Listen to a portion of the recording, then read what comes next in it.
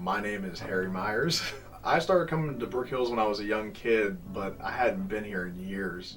My wife started bringing the girls out, and Ivy really liked it a lot, and so she wanted me to start coming to the church. And for the longest time, I was very resistant. I didn't want to come back because so much stuff had changed. Finally, I got hurt over the summer of 2013, and so I didn't have a whole lot going on. So my wife started making me come to church, and so that's how I started back into coming to Brook Hills. Growing up, I always had, been a person of faith. My parents instilled faith in me, and I always believed in Jesus and believed in God. But there was a time period where I lost myself. I didn't know what my spiritual identity, for lack of a better term, was.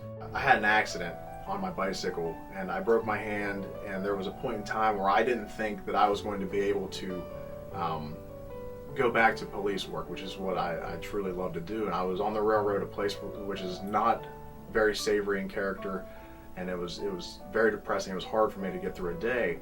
And the day before the police test, I break my hand, and I just remember being so angry. I asked God, I said, if you can help me with this, I'll do whatever it is that you call me to do, but just help me through this. And the next day, I was able to push through the physical test with no problems. I got through the written test in tons of pain, but I was still able to get through those things. I just remember breaking down one day and being like, I gotta get right. I gotta get right with myself, I gotta get right with my family, and I definitely have to get right with God. With the help of my family, with the help of my wife, I was able to start coming to church again. And I remember the moment where I was just like, this is what I needed the entire time. Why hadn't I done this before?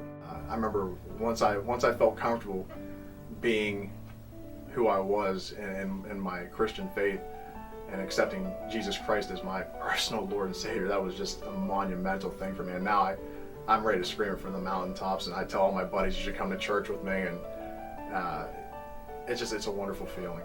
It's important for me to get baptized today because for me personally, I want to make that commitment to God, that commitment to Christ, and I want my friends and family and everybody else to know, for that matter, that this is what I've chosen to do. I was in a place before that wasn't good, and I know that, and I'm moving towards a better lifestyle and a better me. And that's why it's important for me to go ahead and make this declaration public, and to make this commitment to God, because I feel that if and when something would ever happen to me, I have that covenant, that bond with the Lord.